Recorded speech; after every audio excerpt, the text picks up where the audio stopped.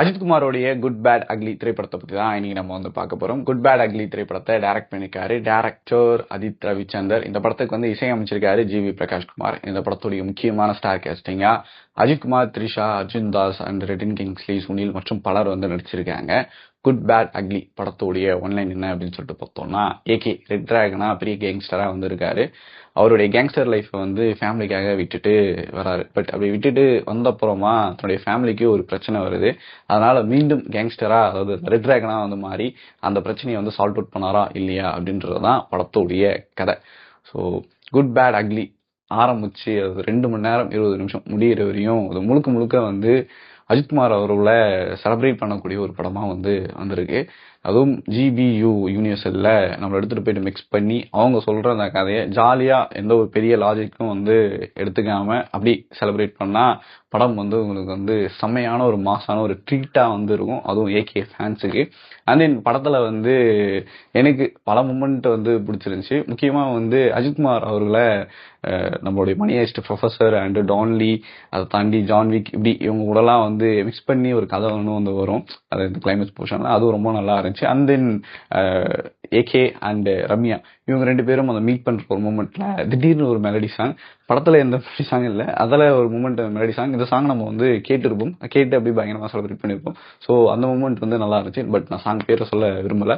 And அதே மாதிரி ட்ரைலர்ல நம்ம பார்த்த மாதிரி ஒத்த ரூபா தானே அந்த சாங் ஒரு இடமும் பயங்கர பிக்கா இருந்துச்சு. இப்படி படத்துல வந்து பல மூமெண்ட்டை வந்து கிரியேட் பண்ணி டேரக்டர் நம்மளை வந்து செலிப்ரேஷன் பண்ண வச்சிருக்காரு. அப்படிதான் நம்மளை வந்து செலிப்ரேட் பண்ண வச்சிருக்காரு.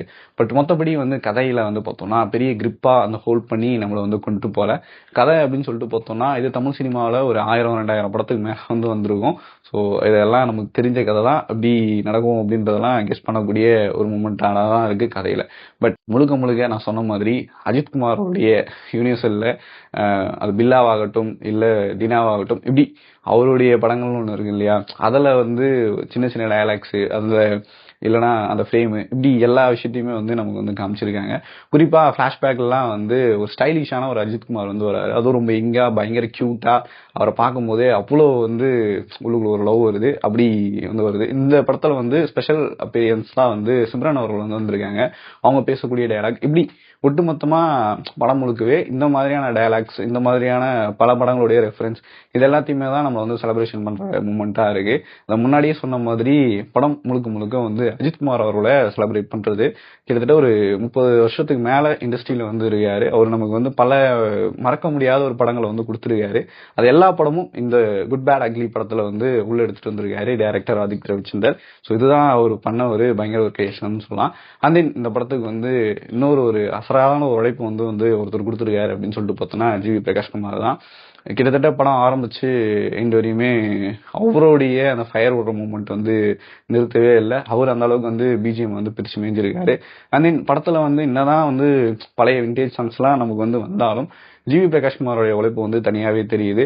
அது படத்துடைய ஆரம்ப காட்சி பாடத்துல அஜித்குமார் வந்து பயங்கரமா டான்ஸ் பண்ணும் பொழுது அந்த செலிப்ரேஷன்லயே நமக்கு வந்து ஒரு செலிப்ரேட் பண்ணணும்னு தோணும்.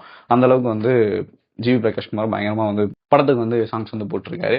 அதே படத்துல வந்து விஷுவல்ஸ் அது சொல்லவே வேணாம். அஜித்குமாரை வந்து எவ்வளவு ஸ்டைலிஷா காமிக்க முடியுமோ அந்த லுக் அப்போ பாத்துக்குங்க, எவ்வளவு பிரம்மாண்டமா அப்படி நமக்கு வந்து அந்த மேக்கிங் சென்ஸ் இருந்துருக்குன்னு சொல்லிட்டு. ஸோ அந்த அளவுக்கு வந்து பாத்தீங்கன்னா அஜித்குமார் முழுக்க முழுக்க அப்படி ஒரு பிரம்மாண்டமா காமிக்கிறதுக்காகவே அந்த மேக்கிங் எடுத்த மாதிரி இருந்துச்சு. அந்த வகையில வந்து விஷுவலும் வந்து பயங்கரமா வந்து கொடுத்துருந்தாங்க.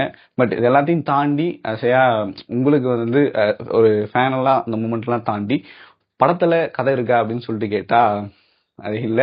இதுக்கு முன்னாடி அஜித்குமார் அவர்கள் ட்ரை பண்ண மாதிரி நேர்கொண்டை பார்வையோ இல்லைன்னா விடாமுயற்சி இந்த மாதிரி வந்து ஒரு டிஃப்ரெண்டான ஒரு கதை காலத்துல வந்து அஜித்தை பார்க்க போறோமான்னு கேட்டா அதுவும் இல்லை. இது ரொம்ப நாளா ஃபேன்ஸ் வந்து எதிர்பார்த்துட்டு இருந்த ஒரு மூமெண்ட். எப்போ இந்த மாதிரி ஒரு அஜித்குமாரை பார்ப்போம் அப்படின்னு சொல்லிட்டு நினைச்சிருந்த ஒரு மூமெண்ட். ஸோ அதுக்காகவே வந்து டைரக்டர் வந்து இந்த மாதிரி ஒரு படத்தை எடுத்திருக்காருன்னு நினைக்கிறேன். எனக்கு தெரிஞ்சு போன வாட்டி தான் சொன்னோம்னு நினைக்கிறேன். ஐ மீன் நம்மளுடைய சோசியல் மீடியாக்கள் எல்லாமே வைரலா இருந்தது, தலை நடந்து வந்தாலே போதுங்க அப்படின்ற மாதிரி ஒரு டயலாக் வந்து ஒரு ஃபேன் வந்து சொல்லியிருப்பாரு. கிட்டத்தட்ட அதுக்காகவே நான் பண்றேன்பா அப்படின்னு சொல்லிட்டு அதித் ரவிச்சந்தர் வந்து நடக்க விட்டே பல ஷாட் வந்து எடுத்திருக்காரு. அது பயங்கர ஸ்டைலிஷா வந்து இருக்கு, ரசிக்கக்கூடிய அளவுக்கு வந்து இருக்கு. ஸோ ஒட்டுமொத்தமா இதுதான் படம். என்னைய பொறுத்த வரைக்கும் ஓகே அவ்வளவுதான். பட் கதையா பெருசா வந்து கிரிப்பிங்காலாம் இல்லை. இப்படி செலிப்ரேஷன் பண்ணக்கூடிய பல மூமெண்ட்ஸ் வந்து படத்துல வந்து சர்ப்ரைசிங்கா வச்சு நம்ம வந்து செலிப்ரேட் பண்ண வச்சிருக்காங்க. ஆதித் ரவிச்சந்தர். மற்றபடி படத்துல பெரிய அளவுக்கு இல்லை அப்படின்றது தான் விஷயம். ஸோ இந்த வீடியோ உங்களுக்கு பிடிச்சிருந்துச்சுன்னா லைக் பண்ணுங்க, ஷேர் பண்ணுங்க. மறக்காம குட் பேட் அக்லி படம் உங்களுக்கு எப்படி இருக்கு அப்படின்றத கீழே கமெண்ட் பண்ணுங்க. உங்ககிட்ட விடைபெறுங்க. நன்றி.